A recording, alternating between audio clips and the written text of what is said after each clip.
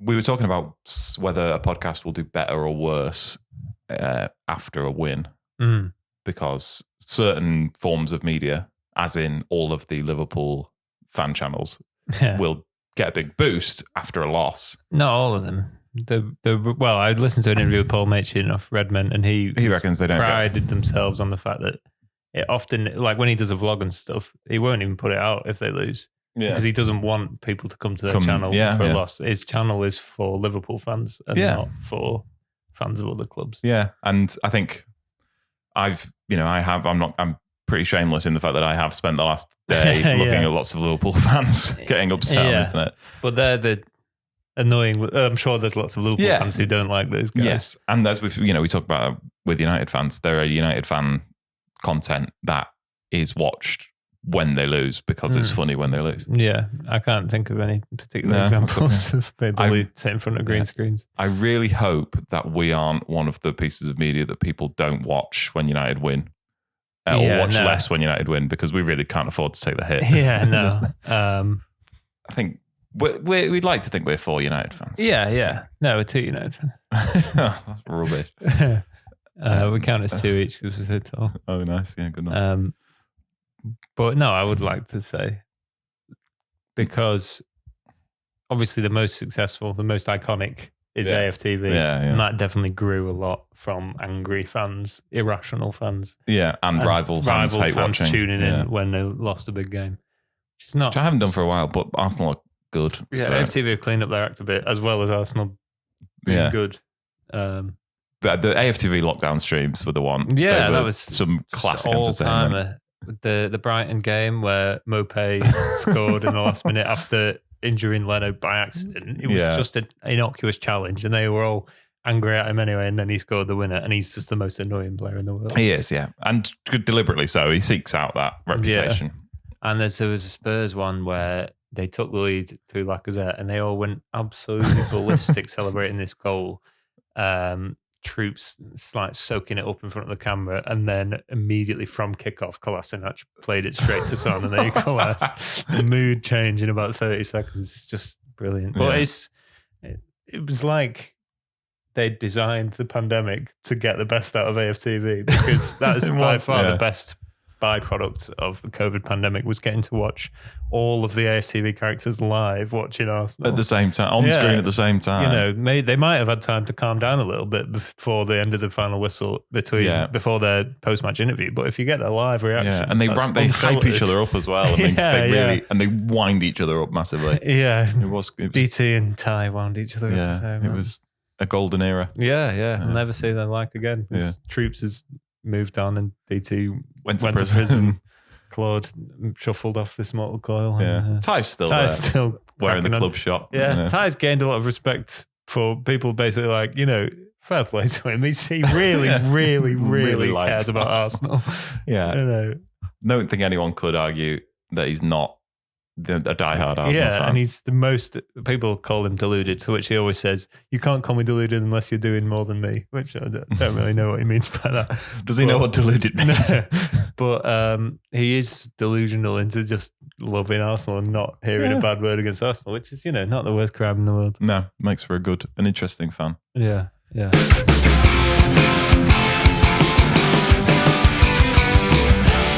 Welcome back to Red Army Reaction.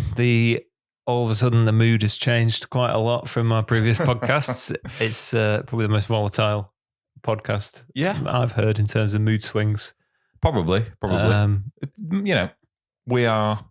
This is the nature of fandom, I guess, and the nature of this United team as well. Yeah, it's that sometimes they come off the pitch and you can't stand the sight of them, and sometimes you watch basically 24 hours of footage of them just dancing about and having a good time. Yeah. It's amazing, really. I was thinking earlier, we could have started this podcast 8 years ago and we wouldn't. This would be the first time we'd been able to record it after we were winning at Anfield. Yeah. And we got it, 6 episodes in or something. So maybe we're not cursed. Maybe we're actually a good luck charm.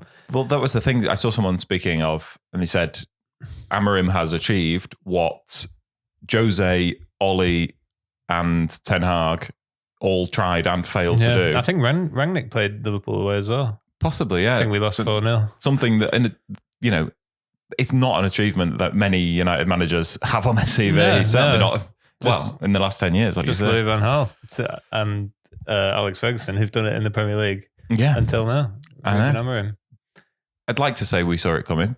Yeah, I mean, a lot of United fans, I can't claim to have been one of them, but there were a lot of United fans feeling good going into the game. I never feel good, as we talked about, playing Liverpool away. But there were plenty who were feeling like it was a good time to play Liverpool. Yeah, I think so.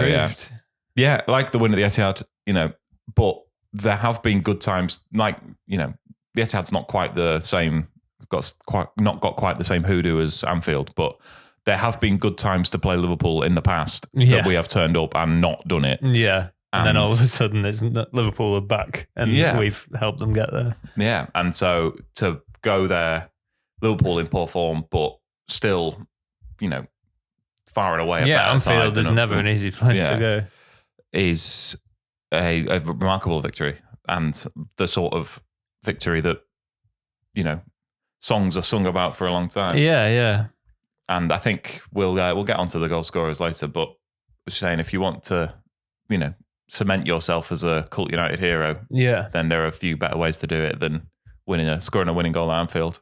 Yeah, I feel like we've talked on basically every episode about whether we are flip-flopping on the manager and the team and trying to be patient and stuff. And now I can't help it. I'm now fully in again. And I didn't want to go too far either way. Yeah. But now I'm like, well, we can go anywhere with this team now. Yeah, I'm still a part of me doesn't like that there's no youth players certainly in the 11. Yeah. Cobby comes on and has a big part. And I still think he came on for 10 minutes yesterday. Yeah, I still think there is a version of this team that is Cobby in midfield, and we might get to that point, and I can see why. Yeah, maybe as soon as next season. Yeah, but it's just the fact that there are no Mancunians in that team is the only. Obviously, that's not the only issue I have with Amorim at the moment, but and that wouldn't be the most difficult thing to do. Is to include more of those sorts of players in his team. That would add a lot more goodwill, as well as the goodwill he's got from yesterday's performance. Yeah. But in terms of, like you say, belief in the system, belief in the team, belief in these players, beating Liverpool and not getting a fluke victory at Anfield. It wasn't a smash and grab. It was a competent performance that had some sort of defensive hallmarks to it, some sort of underdog hallmarks that some United fans and pundits don't like to see. But I don't think it's Anfield, it's Liverpool away. It's not like we're playing at Old Trafford at home against a lower mid-table side and trying to play long ball and ball.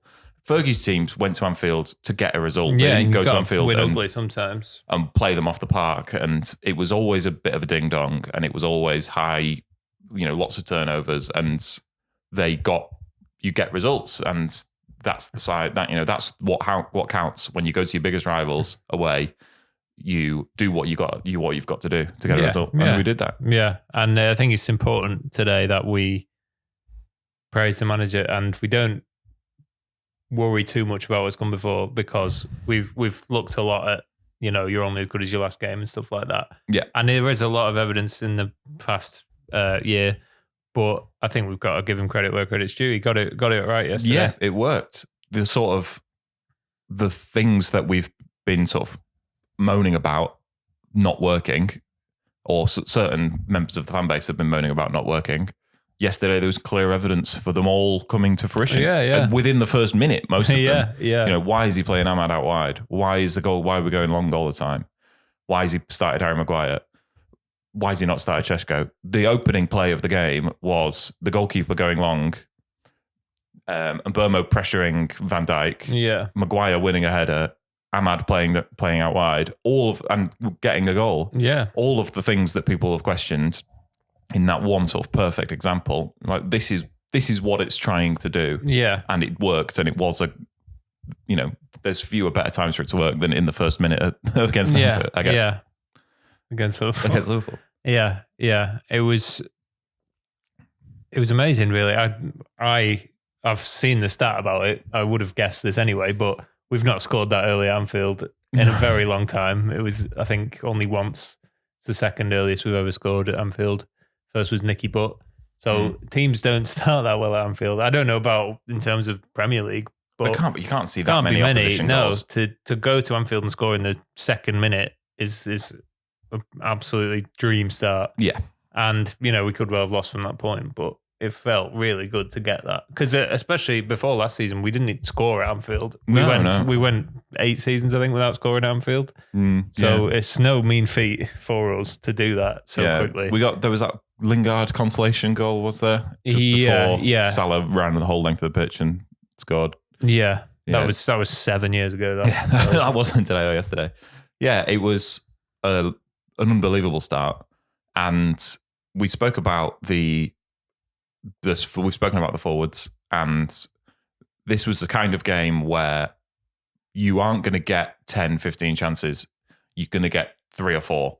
And so for your forward players, you're not going to get a volume of chances for wasteful forwards. So having efficient forwards really paid dividends at that moment. If we saw last season Højlund go through and similar sort of chance. Yeah, similar sort of chance. And yes, that was Alisson and this wasn't, but the volume of evidence is there that Mbeumo is much better at taking these sort of chances.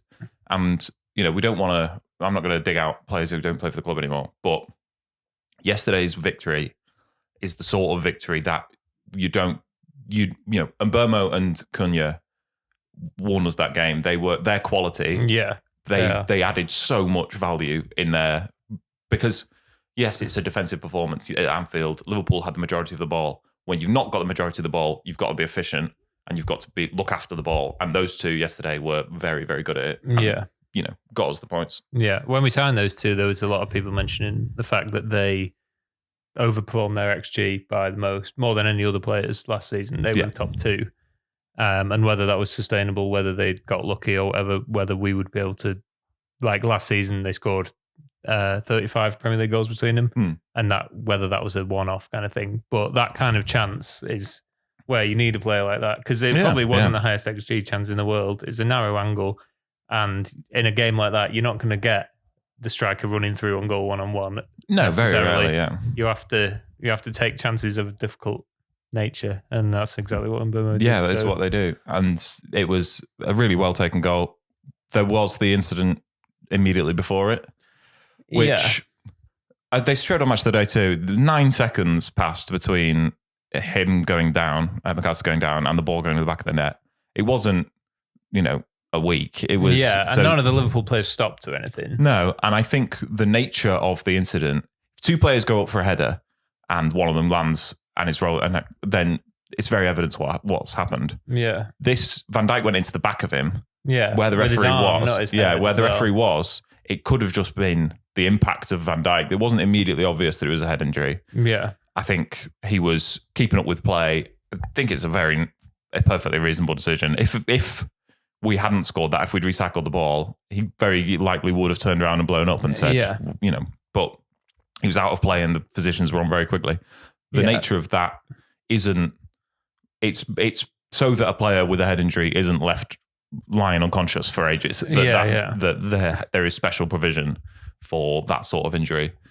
And when the play is moving quickly and then it immediately goes out of play, yes, for a goal for United, I don't think there's any harm in seeing it out and seeing the play out. Yeah, we were probably slightly fortunate that he didn't see exactly what happened and blow up, but it's certainly not a bad decision or a decision that's gone in United's favour, so to speak, like a soft penalty or anything. I did enjoy several comments saying, well, hang on, so if the opposition player is running through, Maguire should just punch Shaw in their face then he'll have to blow up.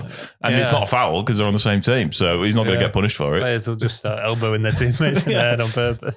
Which seems slightly short-sighted. You have to be I think Luke Shaw would probably injure his elbow if he tried to elbow Maguire in the head. Yeah. But there is, I don't think that's the precedent they've set here. No. And there was an incident in the second half where Maguire went down with a very similar coming together at Ekitike, and he let the play go on, and then it went out of play, and he went back and checked on it. Yeah, and just so happened that there wasn't a goal that was what put the ball out of play. Yeah, I think it's fine. Obviously, we're United fans, so we think it's fine. But I would be annoyed. As a Liverpool fan, I think I would be frustrated by it, but not in a way of like, how can the referee miss that? We've been robbed kind of thing. No, I don't think so. It's just a slightly frustrating way to concede a goal, but it's not. McAllister wouldn't have done anything to stop that goal anyway. No, and if Van Dijk had stopped to plead the referee and say he's down injured, then the referee would have blown up. Van Dijk jogged after the play, not quick enough to catch Mbeumo, and Van Dijk played on. He could have, I think if he'd protested to the referee and said, hang on, he's got a head injury, the referee would have very reasonably stopped the game. But the Liverpool players carried on and we were the beneficiaries. Yeah. We won't worry about that too much. No, we shan't. But yeah, it was obviously a dream start. And then it was always going to be, it was never going to be plain sailing from there. Liverpool did grow into the game. They had their chances. And we had to ride our luck at times. Gakpo hitting the post twice. Yeah. It was, the game opened up from there. But it wasn't end to end. It wasn't like a basketball match, but it was quality, sort of decent quality chances for both sides. Yeah, it was a great game to be fair. Yeah, it was, yeah. I'm sure neutral fans watching it loved it. Yeah, and thankfully, they didn't score for quite a while. I think if they'd have scored soon afterwards, they might have done, but I think we always would have been in the game. You look at every Liverpool game this season. Yes, no one's ever been out of it. Yeah. No, they've all been close games. So I hope that we would have had the mental resilience to say, even if Liverpool scored 2 and went 2-1 up, we're still in this game. Yeah. But I don't know, because of what we've seen from United so often. Yeah, there was perhaps the feeling of we might rue some of these missed chances, not because we'd be out of the game, but because how often do you get to go 2-0 up at Anfield? Yeah, and Liverpool are always capable of scoring 2 goals quickly or something. It was a great chance for Fernandes. Probably should have done better with it, but coming onto it with a lot of pace, it was. Yeah, I think it was a bit overblown. It was a good chance, and he probably should have scored. But people saying, I think the commentator said, "What a miss from Fernandes," and people saying, "How on earth did he not score that?" I think it's harsh. Yes, it's only a good chance because of the expected quality of Fernandes. Yeah, he scored a goal from a very similar position against Arsenal in the FA Cup last season. Yeah. And that was a brilliant goal. Yeah, and widely lauded as a very difficult chance. He ran onto it with his right foot on the edge of the box and finished it perfectly in the corner. And that was, that's amazing. It wasn't, he was expected to score that. So it can't go both ways. It was a good chance that he probably should have scored, but he was very close to scoring. He was unlucky. And I think Liverpool looked shaky. We spoke about a sort of imperviousness of Liverpool and an inevitability of Liverpool, which they seem to have for the first couple of weeks and certainly had the back end of last season. But it seems to have rubbed off and worn off. There's not that aura about them anymore. I felt like, and it helps, Salah not being in form and the new forwards not clicking does play to that where they seem like an ordinary team rather than the sort of superhuman version of Liverpool that we've had at Anfield the last few years and City we've had where we go there. This Liverpool team seemed like an ordinary team and they played like it and they could have scored, but they weren't battering us. They weren't banging on the door. They probably should have scored earlier than they would have done. It's difficult. You can't really say if they'd scored the exact chances they had, then the game would have gone a different way because United would have responded. You never know how it would have gone. But there's been a lot of discussion of United's XG and game state and how a lot of United's XG has come in the City game when we were already out of it. Yeah, but so I'd like to see that same logic being applied to this. Of yes, United were a little bit on the back foot, but they were winning after 1 minute. Like you're naturally going to be on the back foot. You're not going to squander that amazing start. You've got something to hold on to, which is not often the case at Anfield. Yes. So you don't want to. Yeah, I think they managed the game really well. It was a shame to concede, but it was, with that volume of attacking quality on the pitch for Liverpool, it told eventually. Yeah, and it was a good goal. It was well worked. Good work from Wirtz to keep the ball alive and play the simple pass. And I think maybe the defence can be a little sharper to track Gakpo. But like I say, there's so many bodies in the box. Yeah. It was I'm really glad that when Liverpool scored, we went again. Yes. We could have sort of sat back and hoped for a point and invited Liverpool onto us, which might have worked, and we would have come away saying, okay, a point's not the end of the world.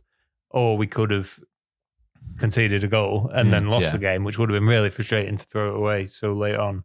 I'm really glad that we went for the win at 1-1. Yeah, and Liverpool did as well, but it never really felt like Liverpool were going to be the team that got the goal. No, there was definitely a mood amongst the Liverpool fans, again, the annoying ones who post the highlights online, that, right, this is it now. We're back in. We've got a goal, 10 minutes to win it. Yeah. And 5 minutes later, they were losing again. It was really good to see from United, a team that has had its issues mentally with fragility and with conceding a goal and collapsing. And, like you say, if you can't get up for it for Liverpool away, then you can't call yourself a United player. But they, after defending so sort of resolutely and not conceding great quality chances, to then concede a goal is probably quite sort of galling. And, you have to really rally after that point. And they did, and they managed to pull back together. It shows belief in each other and in the manager and togetherness that we've not seen so much. No. We have to talk about Harry Maguire. We do. Immediately before the Maguire chance was a great bit of work from Šeško, where again, not to hark on to last season and the signings, the players that aren't here anymore, but that ball going up is we're not got that long left. The ball goes up, it's got to stick. Yeah. And Šeško brings the ball down, works it well, plays the ball through to Cunha. More good work from Cunha to win the corner under some pressure from the defender. He could have gone down, or he could have tried a dodgy pass, but he won the corner, pressed the issue, and it's Cunha's and Šeško's sort of hold up play and keeping the ball alive and winning second balls and things. It was so important. It's so valuable in that when the game's at that point. It's so valuable to look after the ball you've got. Yeah, and get the ball forward and keep it there. Because Liverpool can't score if we've got the ball up there and only one team's going to score. And then what a moment. Yeah. I've obviously watched a lot of, as you said, people watching the game. Yeah. It seemed like every single person thought Mbeumo's shot had including certainly me. I really thought it was going in. Just the trick of the light, Yeah. And so many people were still reacting to thinking it went in when it did go in. It did go in, yeah. Yeah. The cross from Fernandes on the volley. Fernandes didn't have his best game yesterday. He was always involved and he showed a few moments of quality. But that cross was just perfect. A moment like that's when you need to get it right. I saw a comment on someone talking about the Matty Cash pass in the Villa Spurs game. I don't know if you've seen it. No. The ball's bouncing back towards Villa's goal and Cash volleys it like back the way it came. Right. Perfect pass. And the comment was, I like how every once in a while a footballer will do something to remind you of just how much better professional footballers are than normal people. Yeah. Because the ball Fernandes plays on the volley, on the volley under normal circumstances it's a very difficult piece of technique. Yeah. To do it in the 85th minute away at Anfield to win the game. Yeah. Under the pressure that the team have been under, and Fernandes has been under pressure himself, certainly. He's missed penalties. He's missed a chance in this game. To have the composure to play that ball first time.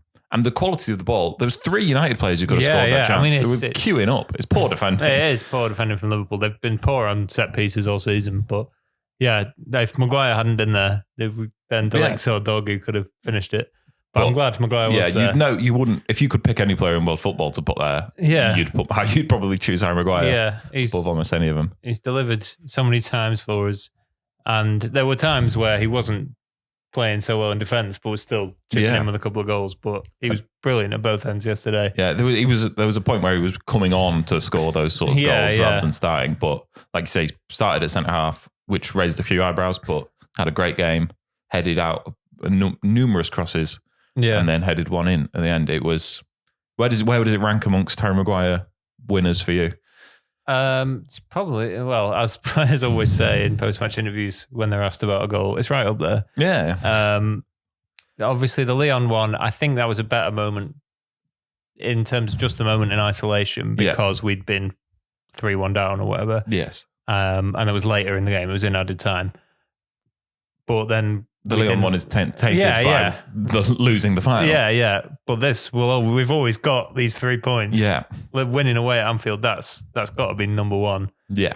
What other ones have there been? Like winners? There was Copenhagen in the Champions League was a winner. There was, I mean, in terms of Harry Maguire goals, there's the one at Chelsea, the one quite early on in his time, ahead of that, which is, I think, maybe the highest quality header. Yeah, probably. That was another brilliant Fernandes cross. Yeah. He scored a winner in the FA Cup quarter final, I think, during lockdown. Yeah. In extra time, in like the 120th minute. It was a terrible goal, very scrappy, and then we lost the semi-final. Yeah. So that semi-final, someone spoke about it the other day. We lost, was it 3-1 to Chelsea? Yeah, and we scored right at the end. I have no memory of that match whatsoever. I couldn't tell you a single thing about it. It's completely gone out of my head. It must be a lockdown thing. Yeah. I do find that with lockdown games. I remember them a lot worse. Yeah, you remember the interesting ones. I remember Leeds and Southampton. Yeah. And I remember the Brighton one where we won after the 90th minute. Yeah, that was great. I remember when Martial scored a hat-trick against Sheffield United. We got a KFC that day, so that's probably why I remember. Yeah, that's good. But then we must have played quite a lot of games. Yeah, we did. There's a lot. And I remember about 5 of them. Yeah, but that semi-final, there was a lot of talk about whether Ollie would play Romero or De Gea, and he went for De Gea, and then De Gea let it through his arms for the first goal. Mason Mount scored for Chelsea. Whatever happened to him? Yeah, but we won't talk about that game. No, we'll talk about this game. It was great. Yeah. And Mason Mount, not a hero, a good performance from him. Yeah. Him and Cunha, very different players, but they make this system make more sense. They are good at pressing. They can keep the ball when it goes long. And neither of them have, they've not got a huge number of goal contributions between them. Say that. I think there's an interesting debate there where most United fans wouldn't have not got an issue with Cunha's start to the season. No. And I don't know what it is, but there is this narrative about Wirtz and he's not got a goal or an assist. Yeah. And they probably do similar things in terms of making the team, the pre-assist or the chance creation. Make players around them better. Yeah. But there isn't that narrative about Cunha. And I don't know if maybe Liverpool fans aren't doing enough to push back on that narrative of he's fine and he's not the issue. They've lost fewer games than we have. Yeah. They're ahead of us. They're ahead of us in the league. I think, is it just the price tag? Yeah, I think that's a big part of it. Wirtz was twice as much as Cunha. Yeah. And it always comes with scrutiny. There's this whole 007 thing that's gone massive on social media the last couple of years. And Wirtz is now 0010. I don't know what Cunha... Has Cunha not had a single assist even? No. And he scored a penalty, but then he missed his penalty against Grimsby. Yeah. But everyone, certainly United fans, are all really happy with him. He's just one of those players who's brilliant to watch. Yeah, He gets fans off the seat. The way he runs with the ball is brilliant. Yeah. And he had that little moment in our half yesterday where he just managed to hold on to the ball for so long in tight spaces. He's so good at that. That's good mentality and good awareness as well, and good game management. And maturity.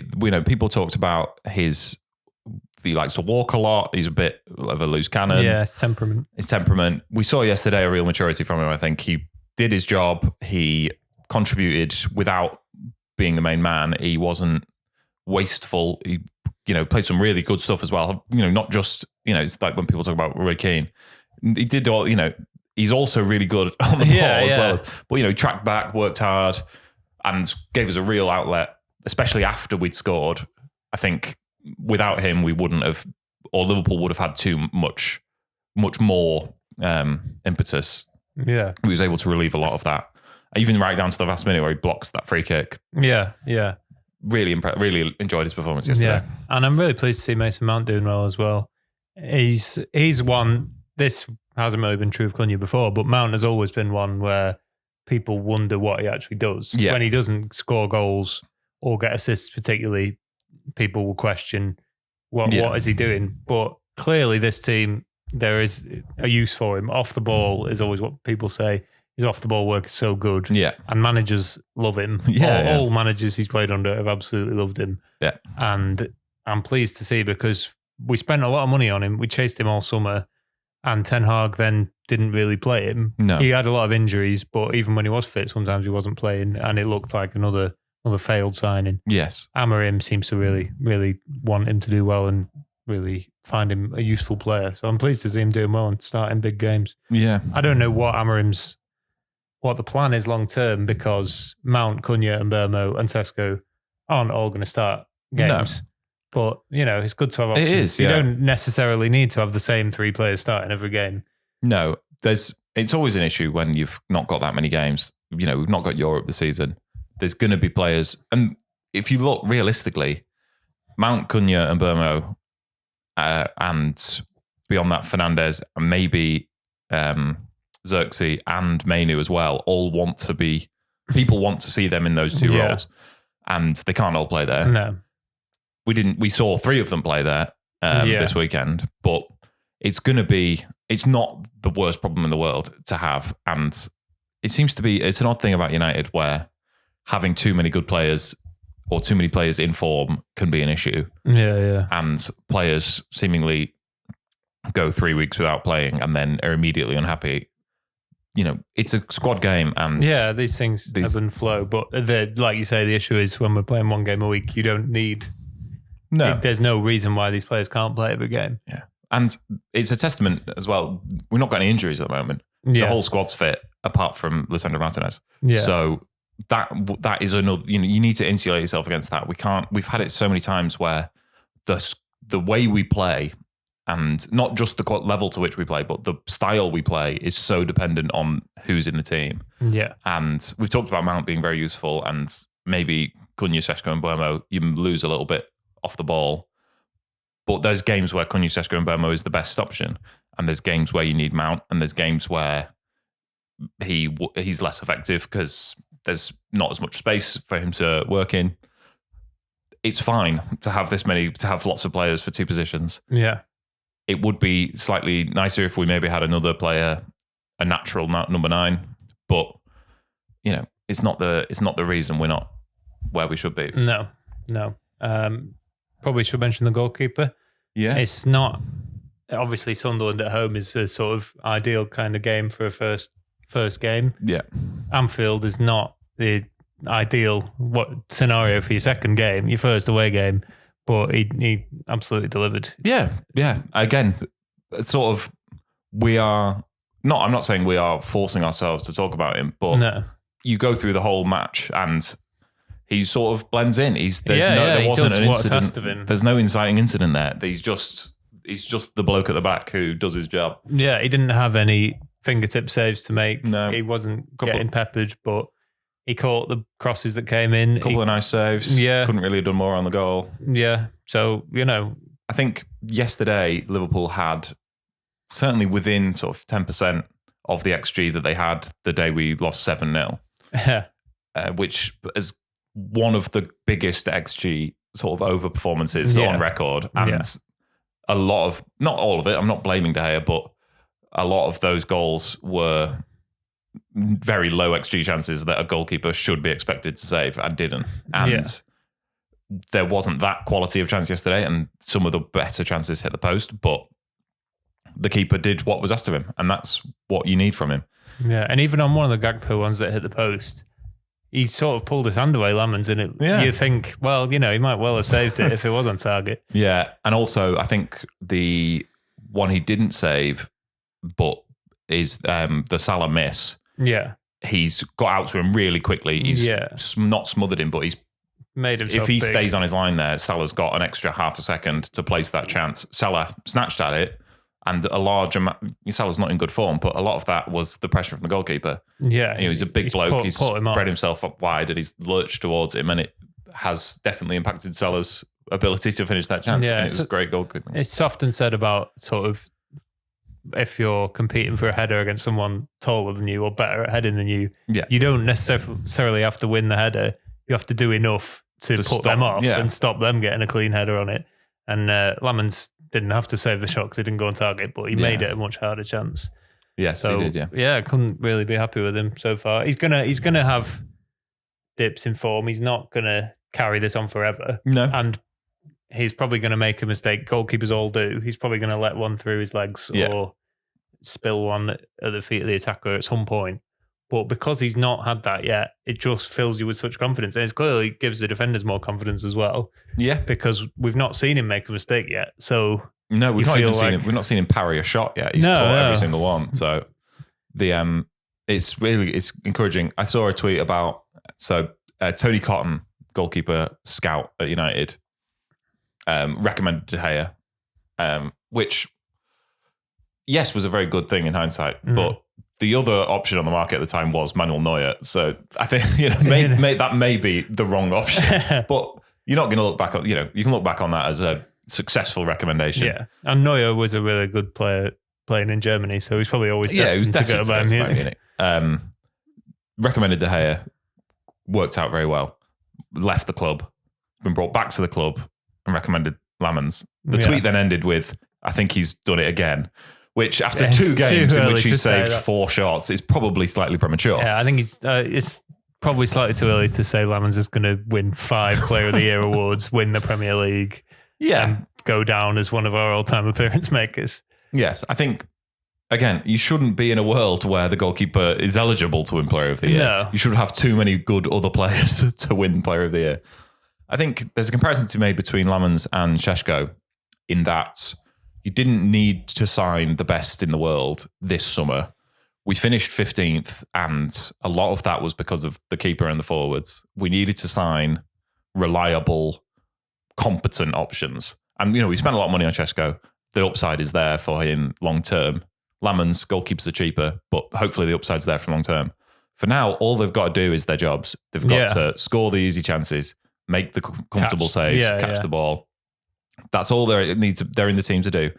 We've got the volume of goals you'll hope will come from Mbeumo and Cunha, and got midfielders who score goals. We've got leadership coming from centre-halves and Fernandes. You don't need the best keeper in the world right now and the best striker in the world. We need to be better than we were last season. Yeah. And they're both proving to be better than what they replaced. Yeah. And that's all we can ask of them. And they're both doing that at a young age in a difficult environment. Yeah. There's another one that's probably slightly too early to say, and we'll look back. We'll probably review this at the end of the season, but all of the summer signings have started well, I would say. Yeah. And Mbeumo and Cunha, Šeško, Lamans. Yeah. I think they're all doing what was needed of them. I didn't think anyone's blown away by any of them. No. None of them have proved much better than we thought they were going to be. No. But it wasn't, this is the luxury you're afforded by competent negotiations and signings and good timing is we don't need Cunha to prove better than he was. No. We paid an appropriate fee for a player of his quality, and he's remained a player of that quality. Yeah, we're giving him a normal level of wages. We've not broken the bank for him. If you look at the Anthony signing, it's like, well, maybe he can prove to be an £80 million signing. If he gets much better, the potential upside is there that it might have been worth it in hindsight. But that you don't need, if you sign players for appropriate fees, then you don't need that to happen. As long as they don't quite good get much worse, which none of them have, then it's fine. They're already at the level where they are good value.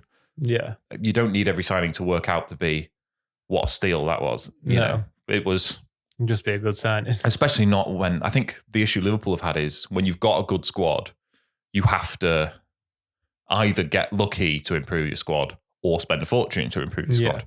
If Liverpool had signed 4 players for 50 million, it might not have would they have got into the team? Because their starting value is already so high.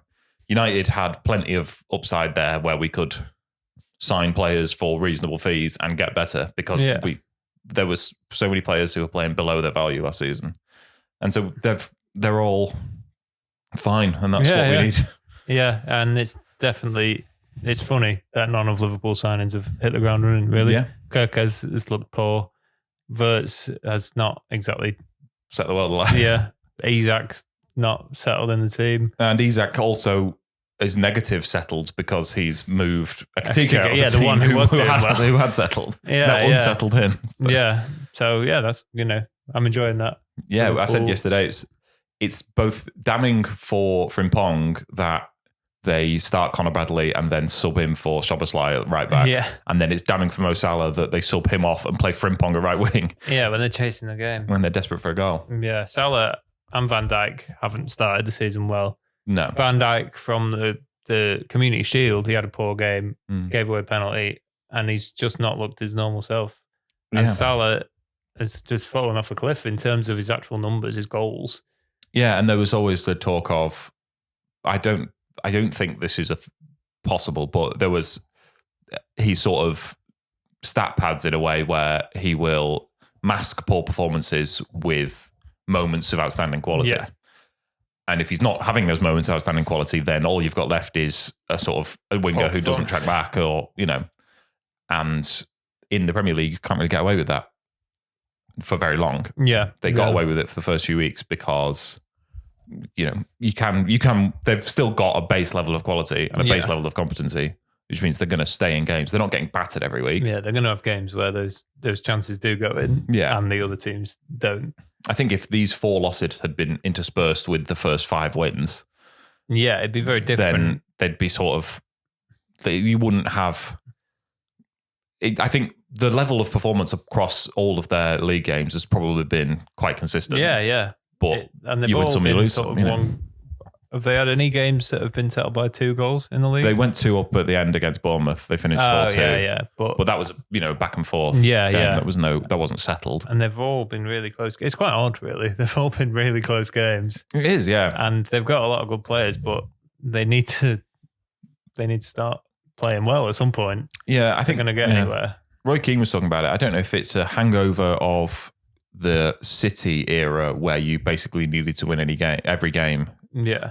But these last 4 games, certainly, you get back into these games, take a draw. It's not a worse result. If you're away at Crystal Palace, they got played pretty competently. Yeah, they could have been 4-0 down by Palace. First half. Equalise. You get out of there, take your point and get out of there. But the sort of, I don't know if it's not arrogance or ego, but the belief there is, right, we've in these other games, we've scored late winners. We can do it again. Let's go for it. And in 4 games in a row, it's undone them. Not quite Galatasaray, but but you need to Chelsea. They get back into it. Level-headedness and take stock and say this is okay. Let's and that sort from here. That's the sort of naivety that you would expect from a team that's not got over the line yet. Yeah. Last season they won the league, and they weren't under a similar challenge last season. They were able to. They weren't really expected to win the league. Yeah. And they overperformed expectations. Yeah. So mentally that might have factored into it. Whereas this season they are, right, we've got to make sure we win now. And that could keep going. If they keep playing so openly because they're desperate to get a win, then teams will have joy against them. Yeah. Their individual qualities not bailing them out. We're only 3 points behind them. 2 points behind them. Oh, yeah. I think so. Wow, yeah. I should know that. There's every chance. Yeah. We'll get back to talking about United. Obviously, you've got to enjoy winning at Anfield. It's an amazing feeling that doesn't come along very often. But we have to build on it. We cannot, going into this game, if we'd have lost this game, then no one would have cared about the fact that we beat Sunderland quite comfortably. No. But that was a good way to set up for this game. And now we've gone and surprised people and won this game. We have to keep going. Amarim's got the monkey off his back of the 2 league games in a row. We've got Brighton at home and then Forest away. This should be 4 wins. It's got to be 4 in a row then, and we can actually start to believe that we are going somewhere. Yeah. But if we go at home at Brighton, Brighton are a tough side. They got good players. If we play like we did away at Brentford and we lose, then it just all falls flat again. Yeah, not every loss has to be a disaster, but in order for that to be the case, you need to have some body of form to fall back on. Yeah. You can't say, oh, it's one loss when you've been dreadful for a year. Yeah, every loss in isolation is just one loss. If you win 4 in a row and then you lose, you could say, right, well, that doesn't undo the good work we've done. Yeah. But, until you get to that point, at least now we've got 2 in a row, but 2 in a row and then a loss is still quite poor. Yeah. It's only a bit better than what we've had so far. After Brighton and Forest, we play Spurs away. Yeah. If we win these next 2 games and then we go to Spurs away and it doesn't quite happen for us, we maybe lose by a goal, then you think it wasn't our day today. Well, let's go again. Let's get back to winning ways. Yeah. But if we go and lose the next game, you don't have that. You don't say, well, it didn't go our way, but we've won those 2 games. No. The expectation the feeling there will be, well, we're back to square one. Yeah. The expectation for this season wasn't that we were going to win every game. No. The issue is the expectations being quite low. We've not met them. We have to get back above that line before it's not stops being a crisis. Yeah. I think we're probably about on that line at the moment where so much of the mood of this season is dictated by the Grimsby game. But if you get to this point in the season with these results, then I don't think we spoke about how we needed to improve on last season, and improving marginally, but still losing wasn't enough. Yeah. I think the level of, we have shown improvement, and we are probably at a stage now where if this carried on for the whole season with where are we in the league? We're sort of ninth. It's an improvement on last season. It's not good enough, but it's an improvement on last season. You can see the team moving in a positive direction. Yeah. You could say that we're competing for Europe. But only because 8 teams came into Europe. Yeah. But we weren't competing for Europe last season. Well off it. And everyone got into Europe last season. Yeah. So I think if we only have to get marginally better to be noticeably improved on last season because of how poor last season was. But we still have to do that. You can't, 2 wins out of 3 is not, it's not European form. Yeah. You have to be getting towards 2 points, beyond 2 points a game. Yeah. And there's no reason this team shouldn't be not competing for Europe, getting into Europe, competing for the Champions League. I would say there's no reason we shouldn't be doing that. No, absolutely not. So we're not at the point where we've done that yet this season. No. The results are better than last season. We've got a few wins. And we've had tough fixtures as well. We've played all 4 of last season's top 4. Yeah. And we've won 2 of them, which is, not bad. Yeah. We've played 2 at home, 2 away, 1-2. So it's not the worst result in the world when you look at this now. But then if we lose the next game or lose the game after that, then you start to look at that as a whole and it doesn't look good again. Yeah. If we win the next 2 games, then you can think with those fixtures we've done well. Yeah. But it's all about, slowly climbing your way out of the pit that we got to after the Brentford game. You've got to put one foot, it's one foot after the other. It's slowly building on what you've done. Yeah. You can't expect them to go from, to start to be blowing teams off the park, blowing Liverpool off the park. But just what we didn't see for the first year was marginal improvement week on week. Or consistency week on week. Yeah. If we played well in a game, there would be no guarantee that we would be able to carry that on into the next game. Yeah. And so that, you talk about giving the manager time this season, but you have to undo all of that ill will from last season. You have to show that you can get past the hoodoo. Yeah, you have to earn the time. Yeah. And you get a bank of time when you start, and he'd eaten through all of that and was basically at rock bottom. Yeah. And so you have to build it back up. And so with results, Yeah. And a Liverpool win goes a long way for that. Yeah. I don't think a United manager survives a humiliation from Liverpool for very long. No. But certainly not when he's on thin ice already. No, apart from Ten Hag, but that was away, and we were generally all right, and it was a freak game. But a United manager, a win against Anfield is, a very good thing to have on your CV. Hopefully, we can add a win against Brighton. Brighton are a bit of that's not the only great thing he has on his CV. Brighton are a bit of a bogey team. Yeah. They won the last 3 seasons at Old Trafford. That might well be right. I think that's the case. I don't remember last season. Did we lose 3-1? It was under Ten Hag last season. It was right at the start of the season. Pascal Gross scored. Yeah. And Welbeck scored. Yeah. And we lost Ten Hag's first game as well, 2-1. So they're capable of beating us. We lost 4-0 away at Brighton a couple of seasons ago. They've got plenty of experience of beating us. Yes. And they've been inconsistent this season. They're a mid-table side. They are inconsistent, but they're capable of beating anyone, I would say. Yeah. They've beaten City this season. Good win for them. Yeah. We are very capable of losing this game on past 10 minutes. Absolutely. But, you'd hope to be buoyed by the Liverpool game. Yeah. Where we can, They're also capable of losing to anyone. We are definitely capable of winning this game against Brighton. Yes. We should be going into it with belief. And, we've got to come away with a win, frankly. Yeah. Again, we will get past the point, if we keep winning, that every game is must win. Yeah. But we're not at that point yet. Yeah. We need to show progress, and showing progress from winning 2 games in a row is winning 3 games in a row. Yeah. And it can't go another 6 weeks without winning 2 games in a row. We've got to put that momentum forward. Yeah. And I think they'll do it. I think so. I think Lammens really, it just does make a huge difference. And I hope the plan is to leave him in for a good while now. Yeah, I'd expect so. I think you've seen both types of games from him, where under a bit more pressure, but also having a bit more of the ball, and he's acquitted himself perfectly comfortably in both. I'm sure we've not seen the last of Brian Day this season, but for now, I can't see a reason to not keep playing Lammens while he's in form. I'd like to see another clean sheet as well. That would be really, we've not kept really nearly enough of them confidence. For 10 years. We don't keep enough clean sheets. Yeah. Our home form is quite good. Yeah, we've won 3 out of 4. The only one we lost was Arsenal, and everyone loses to Arsenal. And if Lammens had played, we probably wouldn't. Yeah. So we've been all right at home. There's, one of them was Sunderland, one of them was Burnley, and we needed a last minute penalty. And Chelsea went down to 10 men straight away.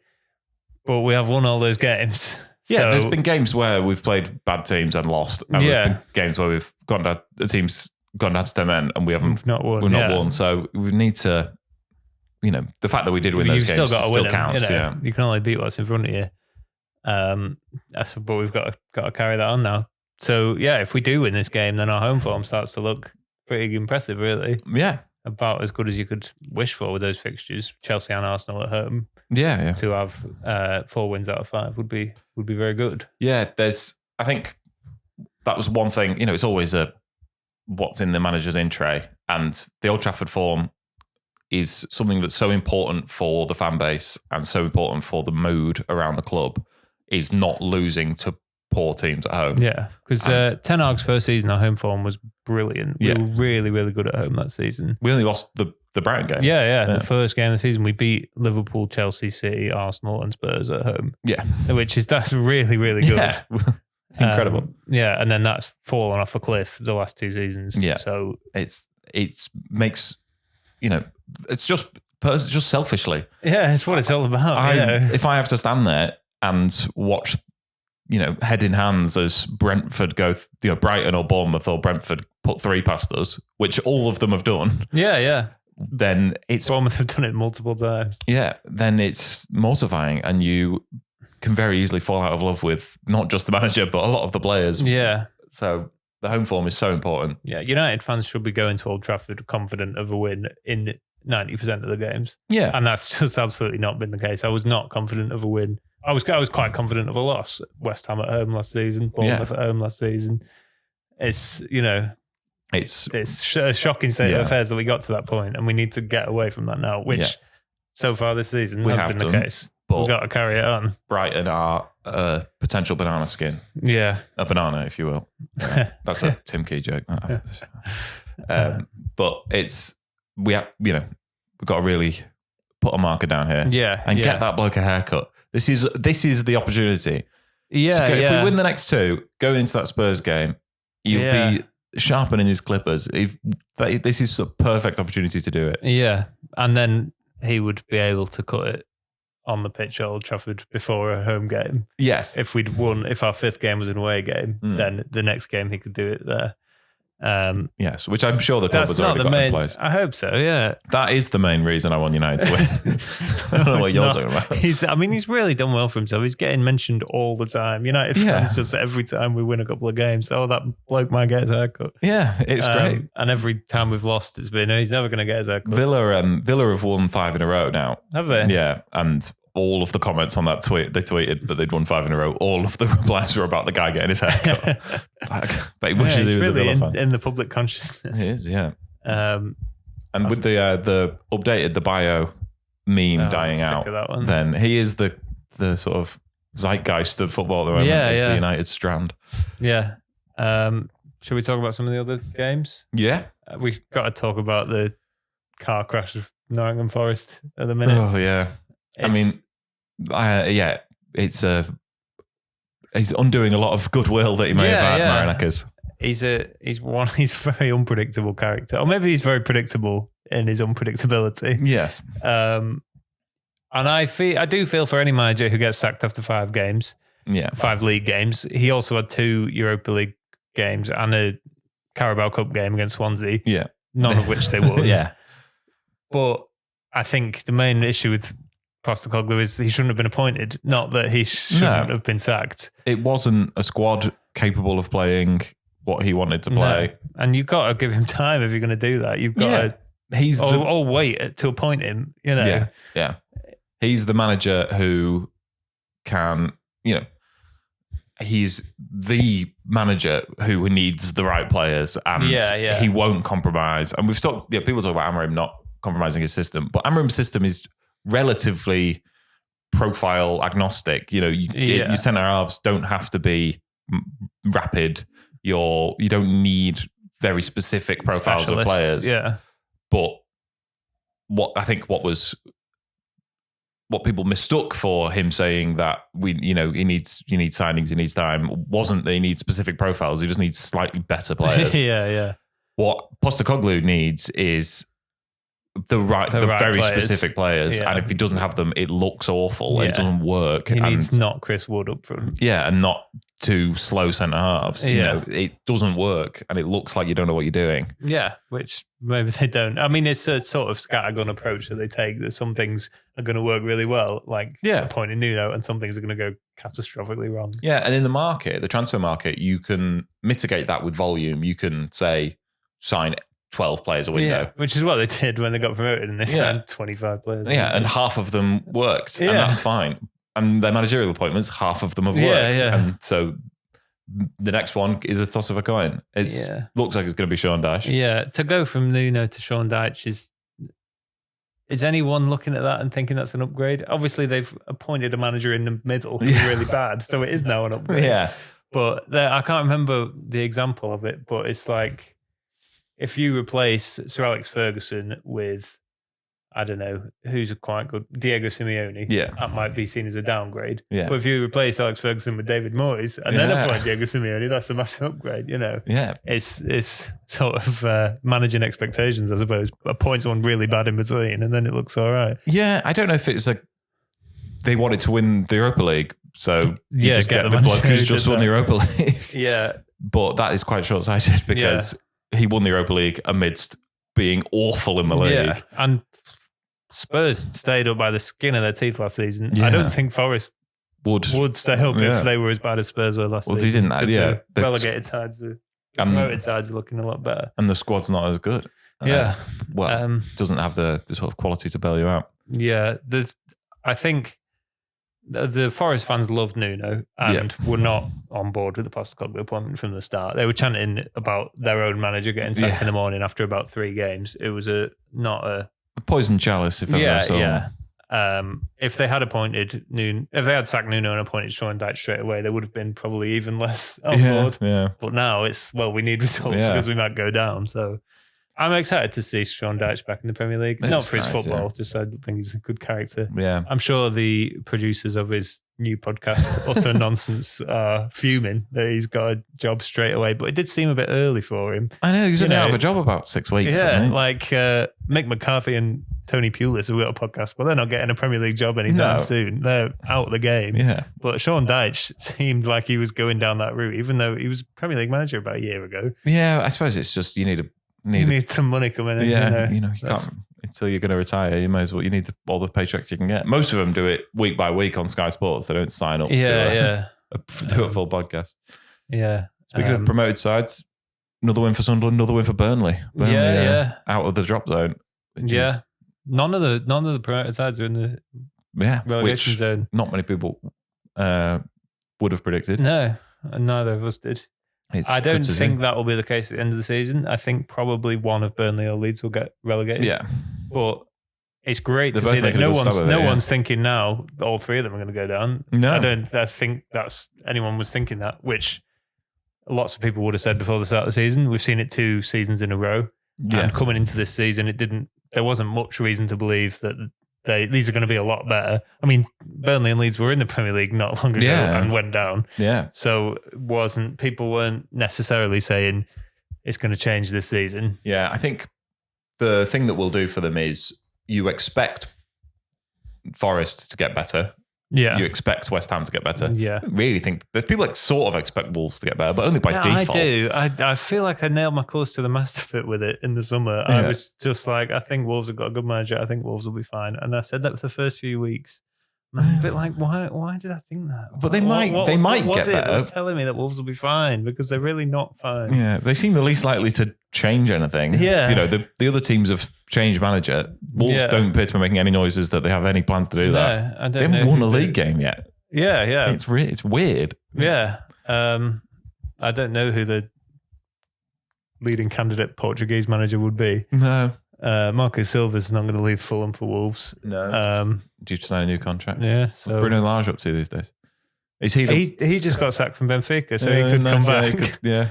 Nuno obviously just got a new job. So if you'd have said Bruno Lage is the current Wolves manager, I wouldn't have. I just picked the only name I could think of. I think he got sacked from Benfica and was replaced by Mourinho. So yeah. Otherwise Mourinho would have been a great shout. That would have been everyone would have loved to see that. Yeah. If Amorim got sacked from United, maybe he would have gone straight down to the West Midlands. Yeah, would have worked out. But yeah, I think Burnley or Leeds will probably go down, but it's great to see. They're both making a good stab at it. There might be a relegation battle there. Yeah. But you would expect at time of recording, it's about an hour before Nuno's first home game at West Ham. You would expect West Ham to get there. Yeah. And I think the fans will buy into Nuno a bit more than they ever did with Graham Potter. Yeah. Graham Potter just he don't think he knows who he is. No, he sort of lost he was riding so high when he was at Brighton, and that's just completely eroded. Yeah. With the Chelsea and West Ham disasters. And now he's got the Sweden job. Yeah. It'll be an interesting one to watch. I'm not going to pay any attention to it, but... No. Well, no, we don't have any Swedish players, do we? We've had Lindelof and Elanga, but not any at the minute. There was an interesting piece on Libero where they spoke about West Ham and so much of their identity being the Bulling Ground and that sort of... They were the London club. Yeah. They were working class club. Working class East End club. And moving has sort of killed that. And they're now just another London club. They're just they get a load of tourists in. Well, they've moved to a state-of-the-art athletics stadium that they don't own. It's just very soulless. Yeah, and they are desperate to leave. The fans are. Yeah. But they've got a bit of a sweetheart deal where they not incentivized financially to ever spend any money on a stadium ever again. Yeah, a lot of the fans don't like the fact that when they change the badge, it says London on the badge. Yeah, it's like we're not West Ham London. We're part of London. We're not. That's they would allege that that's for tourists to look at that and say, oh, yeah, we love London. Even if they just put East London on there, I think that would have been so much more appeasing. Yeah, like when Juventus played in half black, half white kit rather than stripes. Yeah. It's because Americans think it's an umpire's jersey, a football shirt. So, and at the same time signing Cristiano Ronaldo, it seems quite a sort of open-faced marketing ploy. Yeah, but they've sort of lost their way a bit, and they need to figure out who they are. Yeah, before they go down. Yeah, and I think Nuno will keep them up there, to be fair. Yeah, I mean, they've got enough money to sort of stay up all the time. Yeah, they've got good players, and I think they'll always have enough. But they had far too much to go down in 2010, I think it was. Yeah. They were They're the best side too good to go down. A lot of people would say so. Yeah. They were too good to go down. But, stranger things have happened. Yeah. We'll see what happens. They play this evening. They do. City and Arsenal got Those two wins. Yeah, the sort of relentless march on. Yeah. City are such an odd team.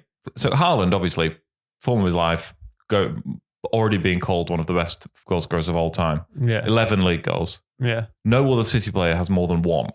Wow. They are such a one-man team at the moment. He does. I mean, this was always the thing with Haaland. When he came in and scored that ridiculous number of goals, he didn't add that number of goals to the team. He just scores all the goals. He takes so many goals that would go to other players. Yeah. He's just there. He's just wherever, wingers coming in at the back post and tapping it in. That's Haaland on both sides. Yeah. And the City goal, certainly the City goal of the Sané, Aguero, Sterling era was the cutback. Yeah. And now it's either a player cutting it back to Haaland or Haaland goes out wide and then still scores. Yeah, he's not bothering to cut it back to someone because he will just put it in. Yeah, he's just Roy of the Rovers. He just does it all himself. And maybe you can win the league with the best striker in the world and no one else really having to do much, and then a great goalkeeper. And that it seems to be their strategy for this season. Yeah, they've had a couple of games. I think Saturday was one, and Burnley at home was also one. They ended up winning against Burnley 5-1. Yeah, but it wasn't the same as when they did that a couple of seasons ago. And they had these Saturday 3:00. So you're like, well, that's just obviously 3 points, and Haaland will score a hat trick. Yeah, there has been more jeopardy, and it took them until about 60 minutes to score the goals on Saturday, and they are more vulnerable than they were in those seasons. But when you've got Haaland and you've got Donnarumma in goal, you're going to get through most of those games. Yeah. And I think, it's such an uninspiring title race. I think if it's City and Arsenal are so boring. Like in terms of inspiring teams, they just don't really do anything. Yeah, and then they'll score a corner. I begrudgingly, I respect it because they are so desperate to win the league. I will respect it if they win the league. Yeah. And I predicted them to. You've got to get there, obviously. Yeah. They've sort of cannibalized themselves. Yeah, they were really good to watch a couple of seasons ago under Arteta. Yeah. They're like the Cybermen of football, where they're just sort of trudging on, emotionless. They've stripped away everything that makes a football team. And everyone's having to do it now. It's, Slot talked about the United game. He said, you can't win a game against a good team in the Premier League when you have a negative set piece balance. It's like, well, you've got 400 million worth of attackers. You could try, scoring some great goals, playing some good football. It's not about set piece balance. It shouldn't be. There was a lot of talk about everyone has to play like Guardiola's Man City now. Yeah. And you've got Burnley coming up and trying to play out the back. Yeah. And now it's gone completely the other way where it seems like everyone has to play like Burnley. Yeah. And I feel like with Arsenal, because they've come second 3 times in a row, they've just forgot about everything apart from just being effective. They're not inspiring, but they are incredibly effective. Yeah, they don't concede goals and they score. They're on track to beat Chelsea's record. Yeah. 3 conceded in 8. I can't see them doing. I can't see anyone conceding less than 15 goals in a season. What's really annoying about that is Chelsea lost one game. They lost it 1-0 and they missed a penalty in the game. It would have been hilarious if Arsenal's Invincibles, then the team who won the league the season after also went invincible. Yeah, that would have been hilarious. Shut tie up. Yeah. But is it goal? The main annoying thing about Arsenal's Invincibles is that we drew with them and missed a penalty. Yeah. Mortifying. Didn't we beat them in the Cup? They lost to English teams in the went out of the Champions League to an English team. Yeah, and obviously they lost more games than we lost in 99. Yeah. They drew 12 league games, but it is an amazing to not lose a game, even at the cost of other things. That there's a reason no one ever does that. Yes. It's really difficult to do. But we've digressed a little here. I think the people going against the sort of monotony of the Arsenal system at the moment are the two sort of up and comers in the league, who are Palace and Bournemouth. Yeah, who their game was. Some people called it the future of the Premier League. Yeah. It's so vertical. It's throw the ball forward, try and get space in behind, let teams come onto you.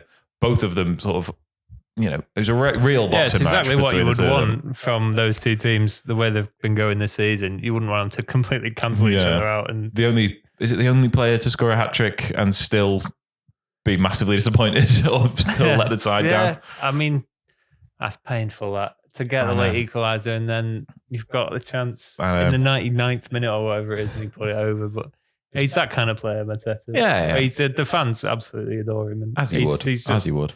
Yeah, I remember when Liverpool lost to Villa. Any excuse to bring this up. Yeah. Liverpool lost 7-2 to Aston Villa during lockdown. Ollie Watkins scored a hat-trick in that game, and he seemed quite disappointed in his post-match interview because he missed another 2 chances. Yeah. I think you certainly can't be coming away with a hat-trick. You won 7-2 against the champions, and you're fuming in your interview. Come on. That's slightly different. I think missing the chance to win the game. Yeah. Mateta's the sort of player, I think, it's the perfect storm there, what's happening there. Just as Chris Wood last season, perfect storm. If you try and transplant any one element out, it breaks the whole thing. I think you put Mateta in the United side, he would go back to being a goal a season striker. It wouldn't be this. But in this system, with these, that's why I'm so reluctant to spend huge fees on players. Like if you look like Baleba last season, great. Look, ran the league, looked like an inevitable £100 million signing. This season, Elliot Anderson, great. Yeah. Got in the England side, runs the game, looks like, inevitable to be £100 million signing. Yeah. They don't stay that for long. Yeah. You've got to. It's obviously a very difficult job, but that's the scout's job is to figure out what is making them be that good. Like you look at Declan Rice, and he has absolutely carried that over into. Yeah. He was ready for that step up to Arsenal. He plays every game for Arsenal. He's absolutely brilliant for them. And they don't regret spending £100 million on him. No, Caicedo is another one who is widely considered now one of the best midfielders in the league, and was one of the best midfielders in the league probably when he was at Brighton. Yeah, and that's why they get paid the big bucks is to spot that transition. And Liverpool have gone big on 2 players, and neither of them have translated so far. I mean, we nearly spent 50 million on Sean Longstaff when Ollie was the manager. Yes, I think we dodged a bullet there. Was he? He's at Leeds now, is he? Yeah. There's I saw a really interesting interview with one of Liverpool's former data analysts, and he talks about how they would sit in meetings and basically just have these lists of players who very few of them signed for Liverpool, but all of them went on to be amazing players. And it was like, he had an argument with Hodgson he was desperate to get them to sign Son Heung-min, and his vote was worth so much, and the club outvoted him and went for Benteke. Yeah. But if you sign Son Heung-min, do you sign Mo Salah? Probably not. Klopp was apparently desperate to sign Julian Brandt, and the club said we can't afford him. We're going for Mo Salah from Fiorentina instead. Or was he Roma? Yeah. And that worked out all right. Yeah. But it didn't work out all right on Sunday when Mo Salah missed an absolute sitter, and we won the game. Also, Spurs chose to step away from their pursuit of Saido Berahino and turn their attention to Son Heung-min. Yes. So these things go both ways. Where's he playing now, Saido Berahino? Is he playing in Greece or somewhere? Maybe. I think he's been all over the place. Yeah. He re-signed with someone recently. I can't remember who it was. No, I can't remember. I saw John Joe Shelby giving it the big one the other day about how he doesn't want to... he wouldn't want to raise his kids in England. Yeah. He's currently playing his trade in the second tier of the UAE league, which isn't even a professional league. He's getting paid like $2,000 a week. Yeah. I mean, that'd do me $2,000 a week, but compared to what he's been paid. Yes. I do love the Monday after a win. Especially a big win in a big game like that. There's no risk that anyone from my work is watching, but if you are watching, whilst doing a full day's work, I did also watch the highlights about 6 times and Match the Day 2. And I watched the Gary Neville podcast. I listened to the Gary Neville podcast. I watched clips from the Rest is Football them talking about it. I don't think I've ever listened to the Gary Neville podcast when United have lost. I'm not going to get any enjoyment or insight out of that. Yeah. There was that clip when we lost, was it lose 4-0 at Everton? And there was a clip of Gary Neville being like, basically it was like, this is the worst day in the history of the club. This is the worst squad we've ever had. I no longer like my football team. I think that was maybe from the Gary Neville podcast. But I would always, and especially, you see the clip of him sat there with Carragher. And it's just Carragher just seething. Yeah. Like, I think Gary's getting better at it now.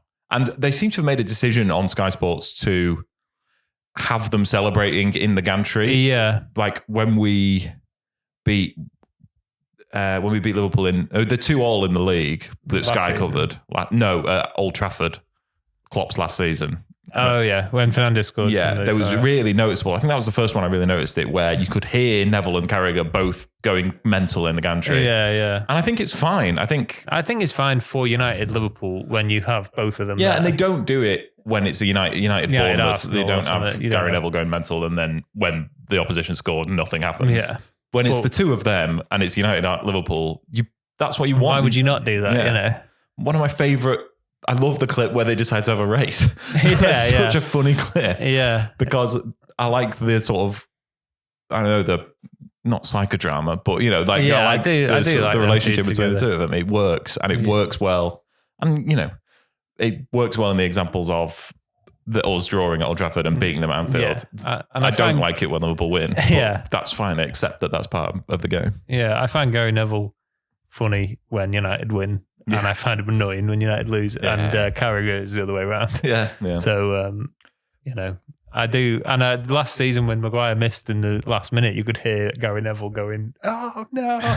on the microphone, which is a bit far. But what a redemption as well for Maguire. Yeah, we've spent the last year not really talking about the goal that he should have scored. I'm sort of putting it out of our minds because of how amazing it would have been. Yeah, and if this one had been on his foot instead of his head, he would have done the same. Yeah, but this was a perfect storm. It worked out exactly how you wanted. The right man in the right place at the right time. That's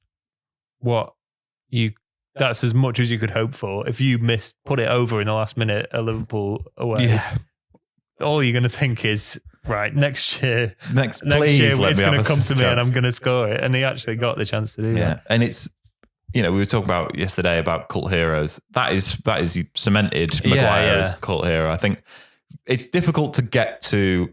I'm talking about, if you're talking about on Football Manager, you've got legends, icons, and then favoured personnel. Right. Icon is, you've got an iconic moment, I think. So I think Maguire fits into that. Okay. I wouldn't put him in legend. No. Because I don't think you can be a legend. You've really struggled to be a legend without a league title. Yeah. I think the only one is, I think I would call Fernandes a legend. I would call Fernandes a club legend. But being your best player for 5 years when you've been rubbish. Yeah, I maybe. I don't know. I think he's on the cusp. But we still chant about Diego Forlan. And that was his only thing he did. He didn't have loads of other good moments like Maguire's got. He made the Scousers cry, and that's that's as good as it gets. I don't know about. There's a lot of parallels to be drawn with Brian Robson, who played in a dreadful era of United, and not probably a slightly better era than the last 3 years have been, but the odd cup win, the occasional upset at Anfield, but never really looking like winning the league. We had the Cup Winners' Cup. Yeah, so Brian Robson deserved a league medal for being the best player in a United team for that long without getting one. I feel that for Fernandes. Yeah, he deserves to outlast the period of dreadfulness he's in, but I don't think he will. Unless we win the league this season, he won't get a Premier League winners medal with United. So. I know, and it'll be a real shame. It's De Gea got lucky in that De Gea managed to nab one on the back end of us being good. If De Gea had signed slightly later, then he also would have fallen into that category of was good enough to play in a great United side without actually ever playing in one. Yeah, and it breaks my heart that Mata once said that De Gea would always say to him, like, believe me, when this club wins the league, it's special. Yeah. And the fans line the streets down Deansgate, and you'll see it. You'll believe me, when we win the league, you'll understand. And Matt never got there. Matt didn't even come close. No. And so many players that have gone. come through without getting there. I can't believe Marcus Rojo never got a Premier League winners medal. And it breaks my heart. Yeah. I'm going well up if I talk about Rashford and how much he deserves to be a United legend and how it's all come tumbling down. It's not worked out. It would be, and maybe we'll never see their likes again, but we'll get there. We will. I would like to get there in time for not to have to write off an entire era of United players as the players who didn't make the cut. Yeah. The nearly men. Yeah, I'd like to. And, but I think with the current recruitment strategy, I don't see this. I think this is probably the worst version of this squad that we'll have. I think this is the floor now for the squad, and each window it should get better to the point where it's a top 4 squad in the league. I think that is very achievable.